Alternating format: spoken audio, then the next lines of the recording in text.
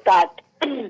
Madam, you are aware that when this life business was nationalized in the year 1956, great expectations and great hopes were entertained by all members of parliament.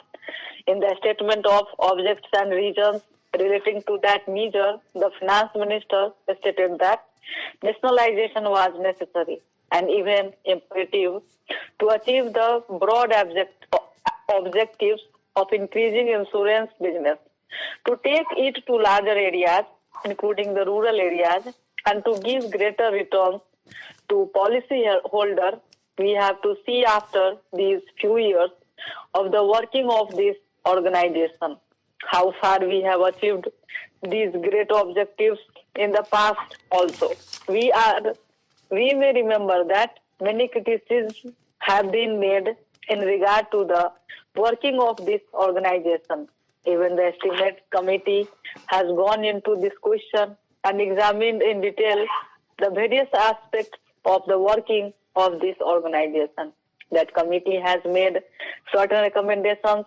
Those recommendations are very important and I will advert to them shortly. Before I deal with them, I wish to make one point clear.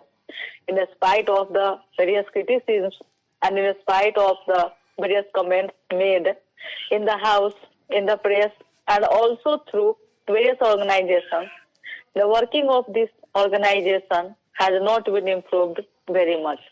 The report which we are discussing today relates to the year 1966, obviously. It is a very old document and the discussion on this report at this hour perhaps is too late. Nevertheless, a discussion is important if we keep in view some of the fundamental problems that are facing this organization. This report was submitted in November 1961, that is to say, some 9 months after the period of the working of this organization.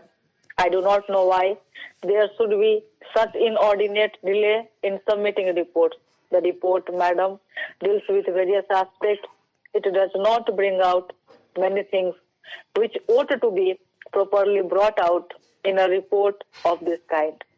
And while reading this report, I was not able to make out the working of this organization and to get a proper understanding of it. For that purpose, I have to depend upon other reports and other opinions expressed by various organizations in this country. And thereby, I have to gather information. That is why I have to suggest that the report should be comprehensive. I would refer to some of the important problems confronting this organization. The most important among them, in my opinion, is the organizational setup. You remember when this matter came up for discussion in both houses of parliament at the time of the nationalization of this life business. Suggestions were made by certain members. I was participating in the other house in the debate then, and I suggested that one corporation would not be better, and it is desirable to have more than one organization, to have more than one corporation. I suggested this, and a good many members of my party made this suggestion because they thought that there should be some sort of comparative standards to measure the efficiency and performance of this organization. Without such comparative standards to measure the efficiency and the work of this organization, it would be difficult to judge either the efficiency of the organization or the improvement or progress made by the organization. Therefore, we suggested that there should be more than one corporation. Perhaps there should be 3 or 4. Now, after the experience gained, the estimates committee has come to this conclusion that this is a huge monolithic organization whose task has been increasing all the time, and that it has not been possible for this organization to fulfill all the expectations and all the tasks and all the requirements that are expected to be fulfilled by this organization. And so The Estimates Committee has suggested a radical change, a revolutionary departure with regard to the organizational setup.